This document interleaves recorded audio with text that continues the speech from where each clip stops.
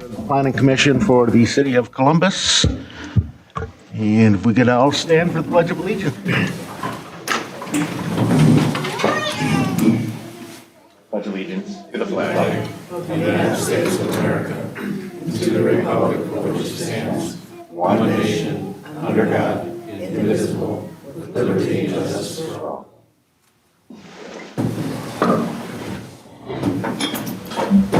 Thank you all. We're going to have a slight deviation here in tonight's agenda, but first we're going to approve the way it is and also approve the meeting minutes from our last meeting. It'll be your turn. This is Kim. I would like to make a motion to approve the consent agenda for May 6th, 2026, Planning Commission meeting. This is Mike, second. We'll take a vote. Gary, aye. Am I? Mike, aye. Andy, aye. Rob and I. Now is where the deviation happens. We are going to have a little announcement about number 7, item number 7 on the agenda, 7A in particular. And Aaron, you said... Thank you, Mr. Chair. A public hearing was scheduled for tonight's Planning Commission meeting. However, in anticipation of a thorough public engagement and review process, the city is extending the timeline for this application to make the decision under Minnesota Statute 1599, Subdivision 3F, for an additional 60 days for further review and consultation. A public hearing will be rescheduled for this preliminary plat application when the future Planning Commission date and public hearing will be scheduled. There will be no discussion about this item tonight. Thank you. So at that point, now we'll go back into our proper order, and number 5 on our agenda tonight is the public open forum. At this point, I'll give anybody the opportunity to step forward to a microphone. You have 5 minutes to speak if you wish to speak. Anybody online will give you that opportunity as well.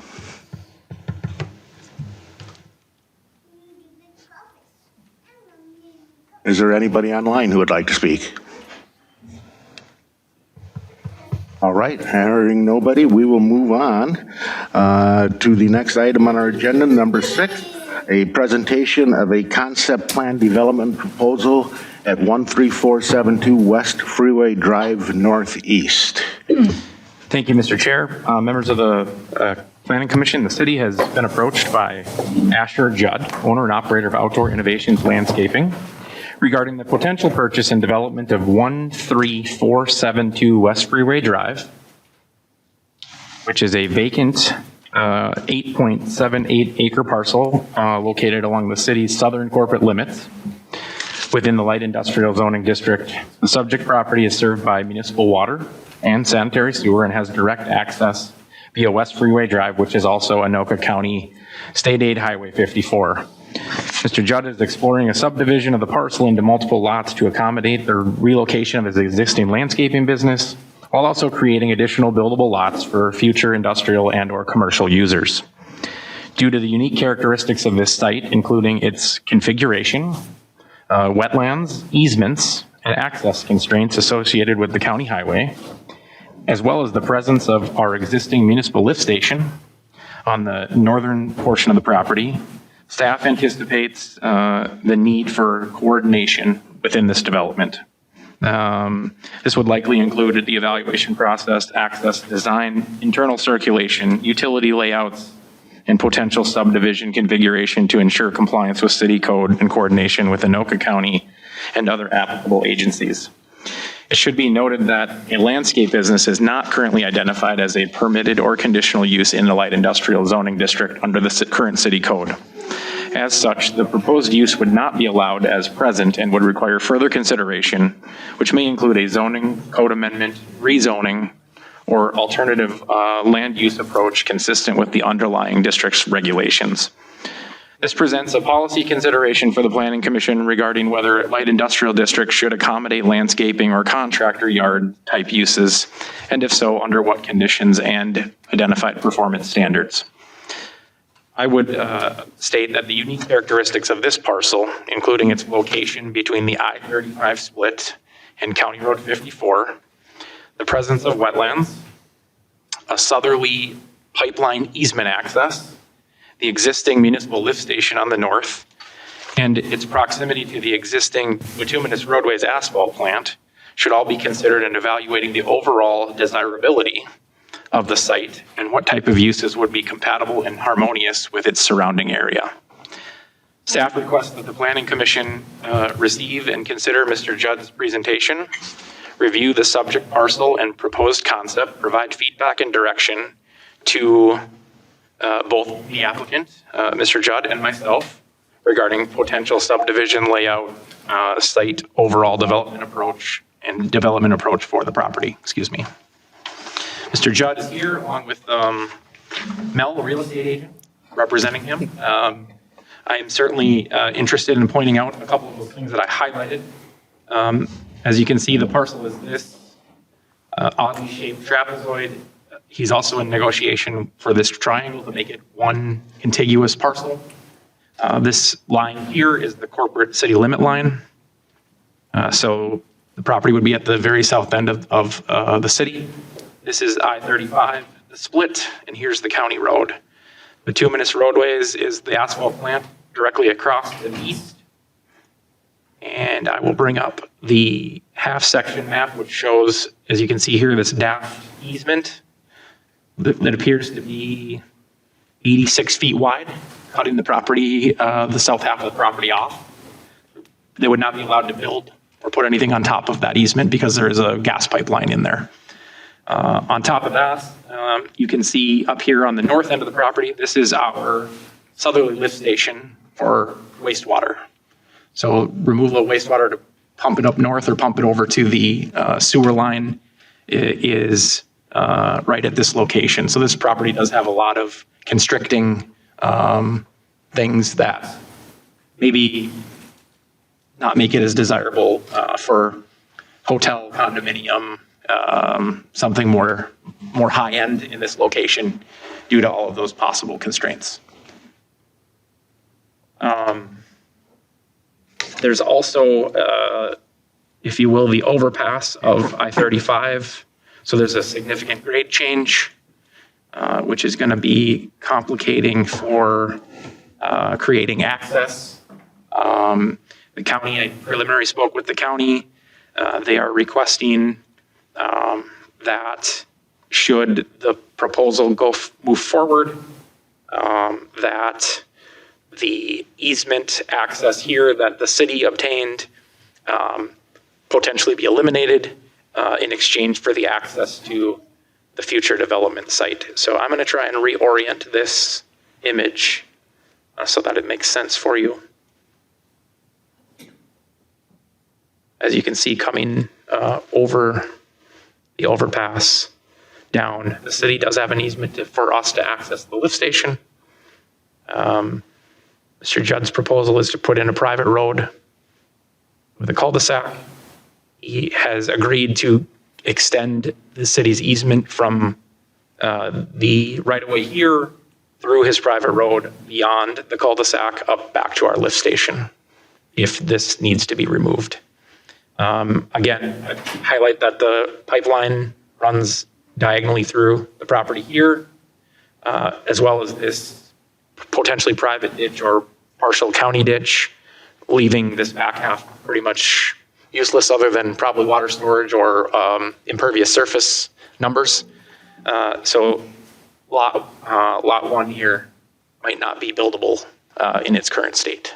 So Mr. Judd has submitted all the documents with the concept proposal and is looking for your feedback.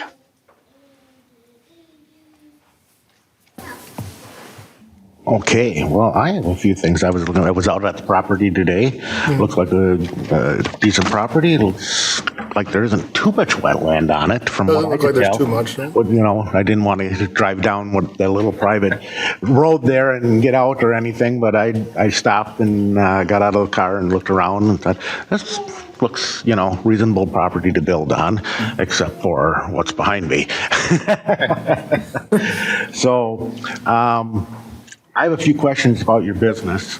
Yep. First of all, is what type of equipment are you looking at storing there? So we run a different grade of equipment as far as like bobcats, excavators, dump trucks, stuff like that.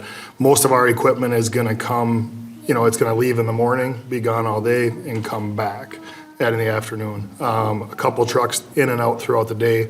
We also do have office operations that would be done at this location, as far as we have design staff that design everything. As far as what we do as a business, we're a design build landscape contractor, general contractor. Landscaping being our primary focus.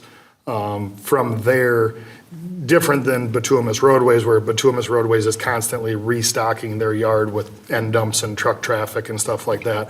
Our traffic is going to be very much more early AM and then later afternoon return for the bulk of our traffic in and out. Otherwise, the traffic that would be there would be essentially just pickup trucks leaving and going to the office throughout the day, fairly minimal. I'm not up on construction equipment. An excavator, how big is that? They can range in size from 3,000 pounds to 100,000 pounds. Our stuff is going to be in the 3,000 pound range to 4,000 or 40,000 pound range. Okay, okay.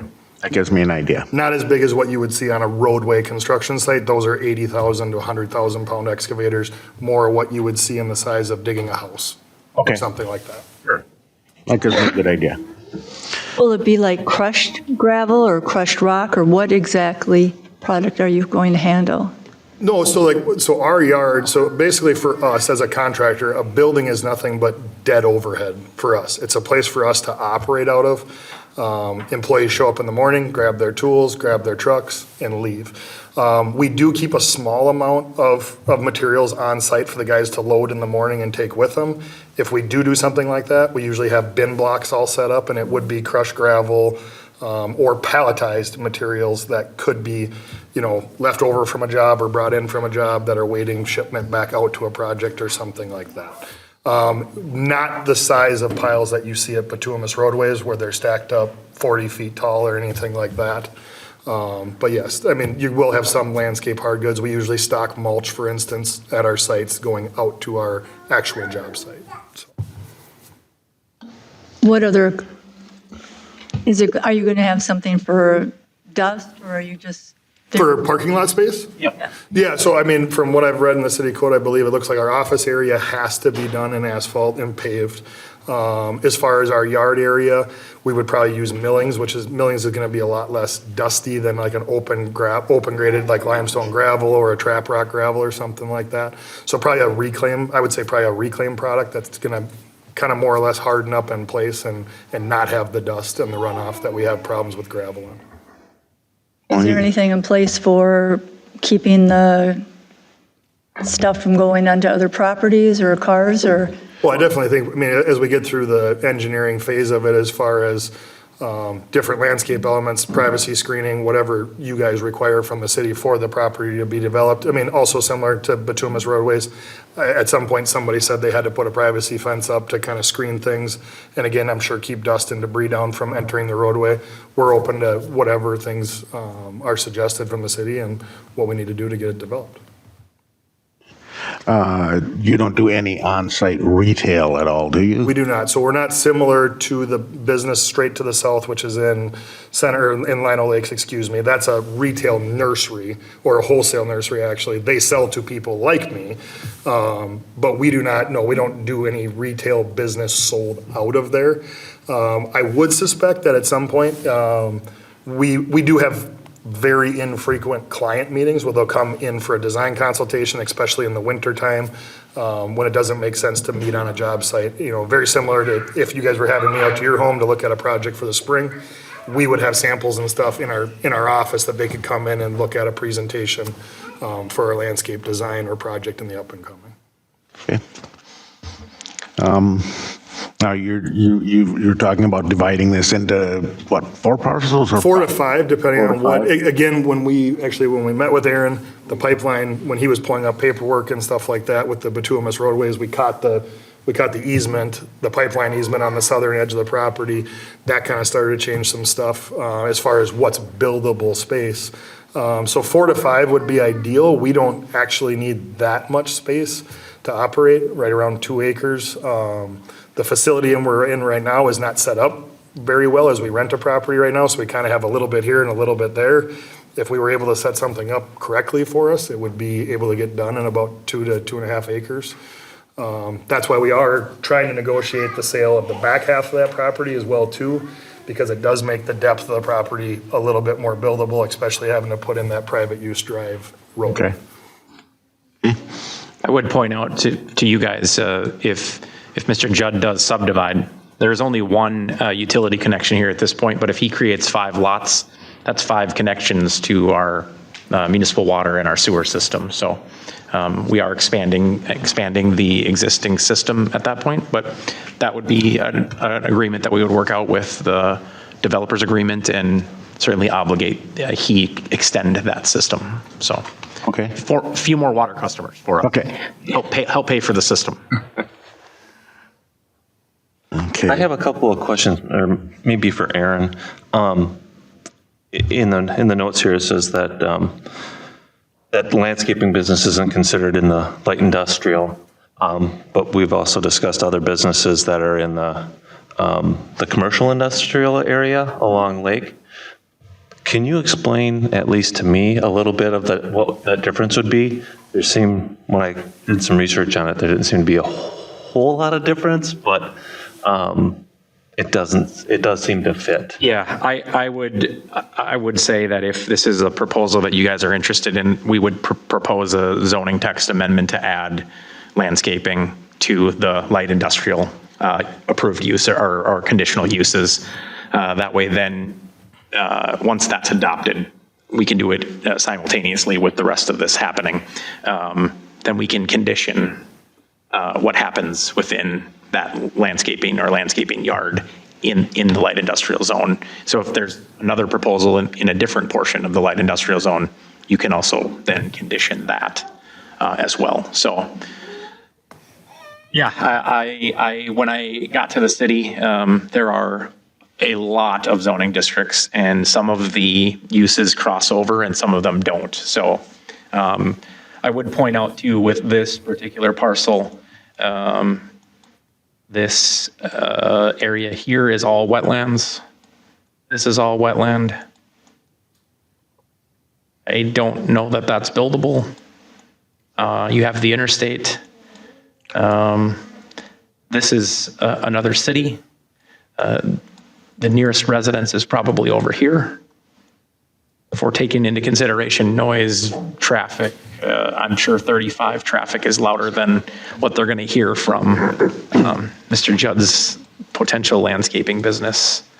This is not buildable. I don't ever foresee residences coming in here. So. The other thing I noted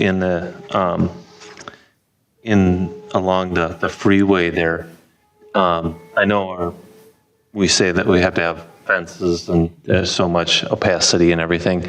Would that be an area where, a berm plus a fence or something like that might be something to consider just for the aesthetic? We can condition it however we want to. We can negotiate in the agreement that screening include a berm and a fence and landscaping and vegetation and trees, and we can certainly. I have no indication that Mr. Judd's not willing to work with us. He wants to make this project a go. He also owns an excavator, just saying. I had thought of that too. So there will be some wetland related things he's going to need permitting from the watershed because of that potential private ditch or county ditch. It's a branch, I think, from what I remember right. If he does acquire this chunk of land, there's going to be some things he's going to have to work out with the watershed. So He's going to have a number of hoops to jump through that are all going to have the T's crossed and the I's dotted and everything before it even comes to us. There's some layers to this one, for sure. And you also indicated you have a potential partner in the purchase, maybe, or not a partner, but a potential buyer already, a cabinet shop maker? Yeah, I mean, with one of the things that we see in our industry is affordable light industrial property. The closer we go to the metro, the more expensive it gets. Small businesses, it's awfully tough to bite off a building or property that's north of $2 million. So for us, I mean, the goal here is to, if we had 5 lots and if we could get the development done and get buildings built for people to operate businesses and be somewhere close to $2 million on each property when we're done. That's kind of the goal, because that's kind of, what used to be the $1 million property in light industrial 10 years ago is now the $2 million one. If we don't pull the trigger and do it soon, it's going to be the $3 million one, in another 10 years from now. So, but yes, we do. There's a cabinet maker that I know throughout the trades. Actually, he's located 3 miles south of there in Centerville right now, that he's looking to expand and is looking for a place also to go as well too. So that use would slide into our manufacturing section, which is already. Yeah, they would all have to, anybody that filled those lots would need to go through the process. Absolutely. Each one would be an independent lot. conditional use permit. Okay. Yeah, I mean, in the light industrial conditional uses, it does have cabinet maker Yep. within that. So Yep. they'd already have one that fits Yep. for that lot. Any other feedback? Looks like a reasonable use of the property to me, and the landscaping business fits the light industrial, the rest of the requirements for light industrial anyway, as far as I'm concerned. I agree. I don't see where you're going to, I noticed that a lot of the approved things seemed more geared toward a retail sort of thing, and that is not a retail area. I'm sorry to say, and so I think it's just to go ahead and make that text amendment. Okay. One feedback item I got from the county highway department was that we should forward any proposal to MnDOT for what their future bridge expansion and/or is there an exit or entrance onto the freeway ever proposed. And so we would go ahead and do that and assure that we get a response from MnDOT on behalf of the county before we would bring any proposals forward for approval.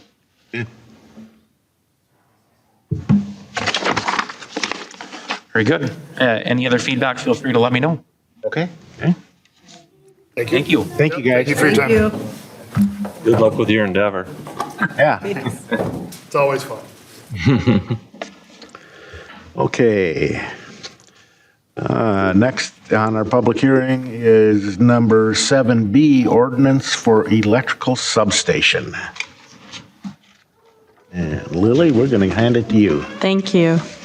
As was presented for discussion at the April 14th, 2026 Planning Commission meeting, the city has been approached by a utility provider regarding the potential development of an electrical substation within the commercial light industrial zoning district. Electrical substations and associated public utility facilities are not currently identified as either a permitted or conditional use within the commercial light industrial district. This creates ambiguity within the zoning code and limits the city's ability to evaluate such uses throughout the conditional use permit process. The proposed ordinance amendment would add electrical substations and associated public utility facilities as a conditional use within the commercial light industrial district. By relying on existing standards, the ordinance maintains consistency within the zoning code while allowing flexibility through the CUP process to address site-specific considerations such as screening, compatibility, and potential impacts. Go ahead. Okay. Yep. The recommendation, staff is requesting that the Planning Commission hold a public hearing and at its conclusion, recommend approval of draft ordinance 26-XX, electrical substations and associated public utility facilities to the City Council. Okay. Oh, and you did publish public hearing notice on this? And would you care to read that to us, please? Yes. This one? Yeah. Okay. City Code Amendment to Chapter 7A, Columbus City Code, Interactive Technology. Notice is hereby given that a public hearing will be held by the City of Columbus Planning Commission on Wednesday, May 6, 2026 at 6 p.m. or as soon thereafter as parties may be heard.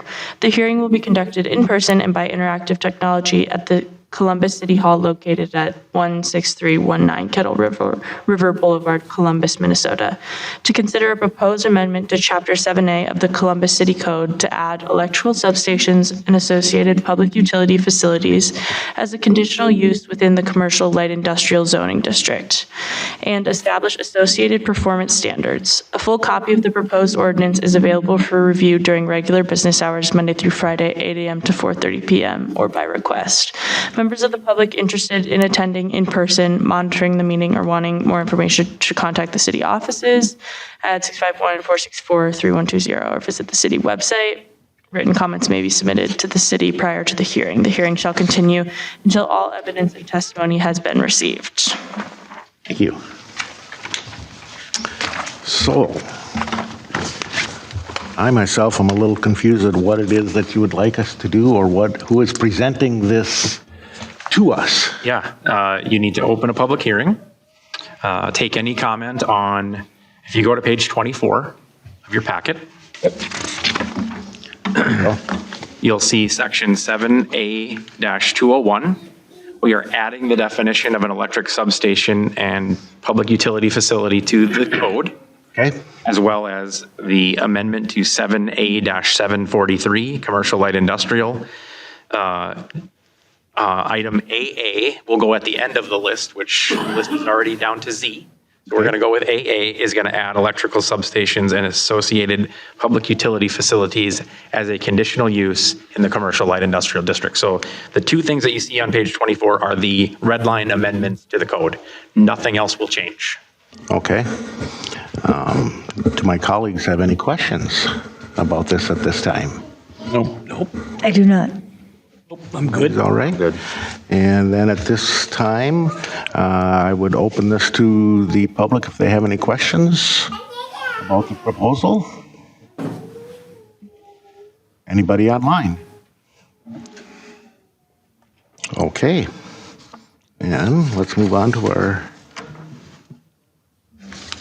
You're up. This is Kim. I make a motion to recommend approval of draft ordinance 26-XX electrical substations and associated public utility facilities to the city council as presented. This is Mike, second. We'll take a vote. Carrie, aye. Am I? Mike, aye. Andy, aye. Rob and I. Or that is passed. Now we are going to have a informational discussion amongst ourselves regarding, we talked about the driveway access standards proposed ordinance. From that last meeting, I see where they have made some additions to the parking or the driveway ordinances. And my question, therefore, is to the rest of my panel here, do you have questions about adding these statements on the driveway requirements? Mr. Chair, I tried to encapsulate or incorporate every item that we talked about at the April 15th Planning Commission meeting. Some of the things needed to be broke down between a couple of different parts of the driveway / apron portions. That's why you're seeing a significant addition of A, B, C, D, E, F, G, and then a second section of A, B, and C. It helps define what an apron is as opposed to what the actual driveway is. Okay. So that's why it looks a little voluminous at this point, but it's really more definitions than anything. Okay, and I'm assuming that we took some stuff out, or are we just adding? Nope, it's strictly adding. Strictly adding, okay. Correct. Okay, and these were all the things that we talked about Correct. a couple of weeks back? If I remember right, I looked through it and saw, that's what I saw anyway. Probably more technical language than we talked about back then. I did have a question, though. Yes. I did have a question. What is a return radii? Yeah. So if your driveway just went straight and met the roadway, it would be a 90-degree angle. However, the apron portion has a flare to it, if you will. Okay. So in the code, in the diagram that was already in code from 92, it shows that there is a minimum of 15-foot radius on the driveway. So your apron would expand out 15 feet, but then would return back to 12 feet at a minimum. So Okay, that that- arc, if you will. I was is trying to the- figure out where yes. the 15 feet came into this, and I'm like, that's a big radius. It gives the wing to the driveway. So if you're turning right or left out of your driveway, you're not jumping off of the 12-foot paved section onto gravel or the shoulder of the road. It allows a smooth transition. Okay, okay. The only thing that I noticed, I know we had a little bit of back and forth when we were talking about how far into the property to extend, and it says 10 feet, and I couldn't kind of remember where we settled or what we had talked about. We did not, and you guys left it up to me, so that's what I came up with. And I did look, and that seems to be pretty universal. The only thing that I thought is, with as many gravel driveways as we have, is that sufficient? I mean, we do have a lot of gravel driveways. Of course, these, more than likely be new properties. Yes, so- it's going to be anybody that is new after the adoption of the ordinance. Right. Unless the city comes in and paves your road, then we'll pave that apron portion and assess your property or the properties that would benefit from that. And then from there on in the future, you would be responsible for that apron. Right. So nobody's going to be forced to pave their apron or driveway that doesn't already have it paved. Yeah.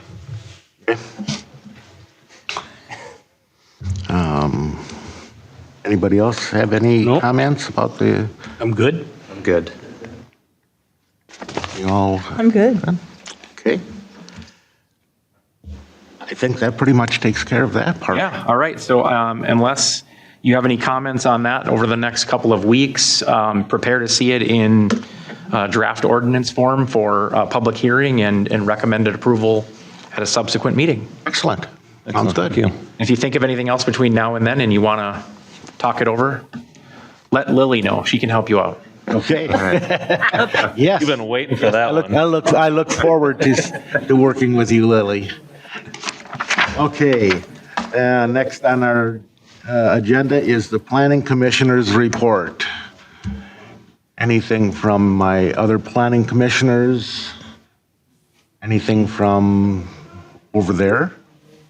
From the planning, zoning, land use side of things, as you can tell, it's clearly building season, and the concept proposals and ideas and land use inquiries continue to come in. So the folder system that I have in my office continues to fill up week after week. So you guys will be busy for a little while. Excellent. I love to hear that. I love to hear that.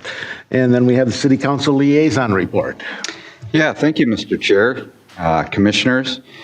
There was no action that came before the City Council from the Planning Commission. However, there are a couple things that were discussed that might be of interest to you. First of all is the MIF loan at Bear Home, not to be confused with tax increment financing. It's not a TIF loan, it's a MIF loan, which essentially is a deed from the state of Minnesota and a jobs creation program.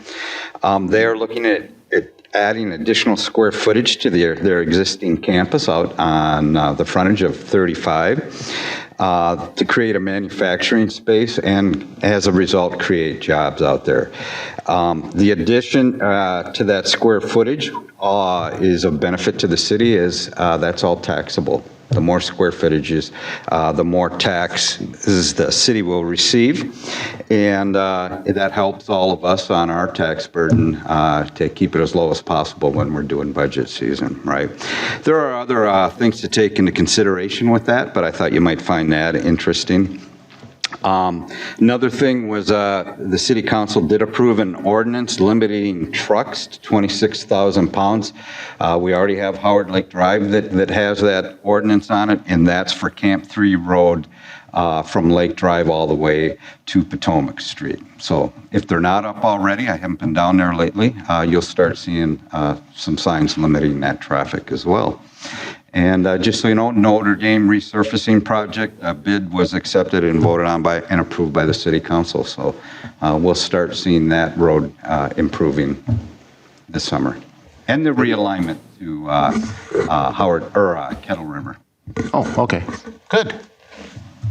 And if you want to know what tax increment financing is, I'll certainly have that conversation with you, because it's always a possibility that could appear before you, Okay. if you don't know. And our last item on the agenda tonight is number 11. This is Kim. I'd like to make a motion to adjourn the meeting. Mike, second. Take a vote. Gary, aye. Am I? Mike, aye. Andy, aye. Rob and I. This meeting is adjourned. It is, I can't see the clock, 6:35.